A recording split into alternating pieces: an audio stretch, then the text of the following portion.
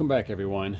Today I'm going to talk a little bit about these WLToys 10428 and 12428. If you haven't seen them before, well, now you have. Most people are very familiar with the 12428 and they think the 10428 is just its big brother. There's quite a bit difference in the two besides the size. Physically, they look the same. Biggest differences are this one has working lights, these are just simulated lights, these don't work at all. The remotes are drastically different. This comes with a very fancy remote with a screen, multiple options. Both of them are great vehicles. The 12428, you're going to use a small Phillips screwdriver for virtually everything. The difference with the 10428, you're going to use a 2mm hex for almost everything. Now the bigger differences that you see outside of the size, the 12 scale and the 10 scale, is when you get into the inside of these things. So if I open this boy up, this one's been stripped down, reworked a bit, got some parts taken out. This is a single speed transmission, so it's relatively easy. You access it, a couple bolts, thing pulls right out. Easy peasy. Now when we look at the 10428, we have a dual speed transmission, which creates a secondary servo to switch the gears. You got your main servo for steering and your switching servo, your motor, and we pulled out, this is the ESC and receiver for the 12428, and this is the one for the 10428. You can see they are different sizes quite dramatically. And if you look at the 10428 here, this is a Hobbywing 1080 EC in that little space. I was able to fit both the ESC and the receiver in the same space that fit in there. And the same thing over here. Able to fit the 1080 sitting here and the receiver sitting there. Those that have gotten into upgrading, if you get into the electronics, you're looking at all of the electronics are a 5-wire system, except for the motors.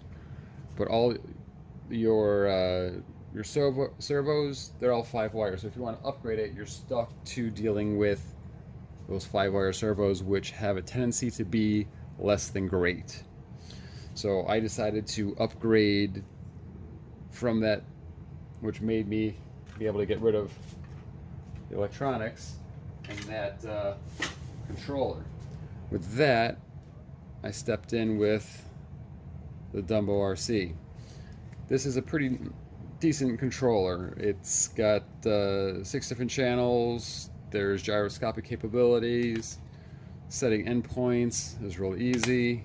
It's got a little nice light on top so you know it's on. So far, so good, and it's very sensitive as well. So right now, that's my main controller. These 2 controllers are gone.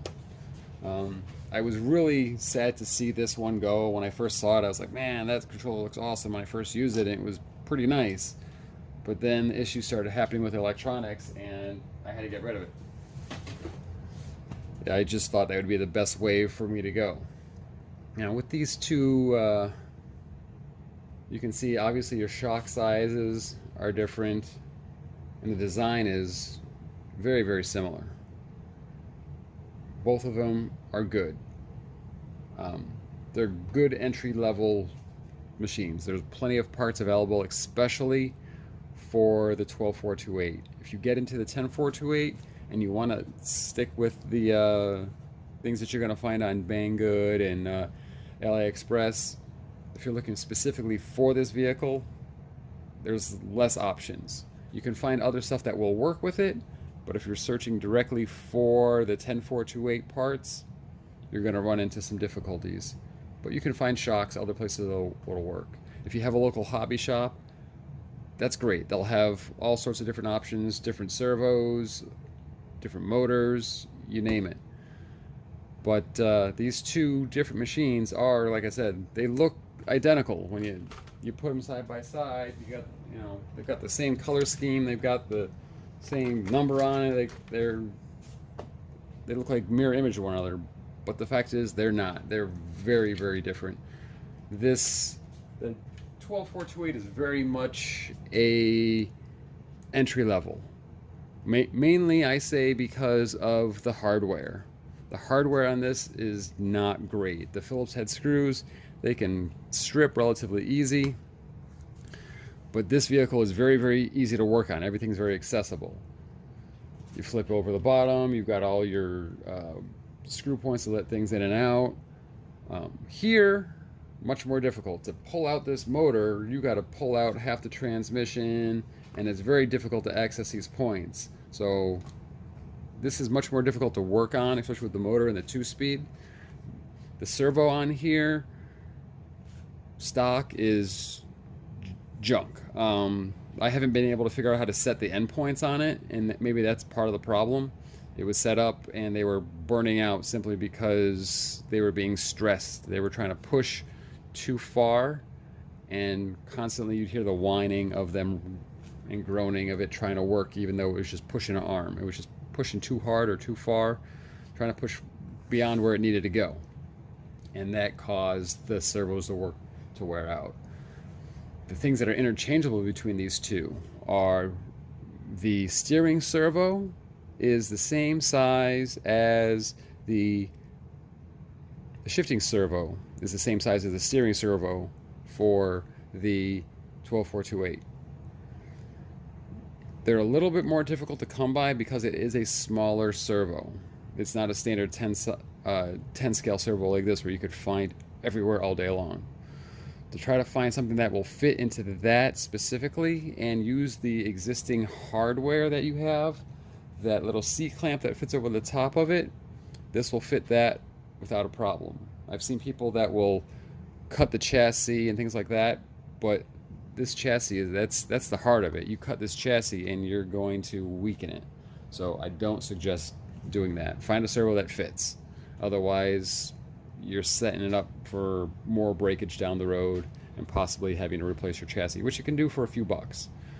But then you got to tear the whole truck apart, and if you don't want to do that, then I suggest avoiding it. If you have any other questions about either one of these two vehicles, feel free to drop me a comment. I try to respond relatively quickly. And if anyone needs or is interested in the 10428 remote, I have the remote available and the ESC receiver available as well. So if you want this, let me know. I've got no use for it anymore. Everyone have a great day. Thanks for watching, and I'll see you next time.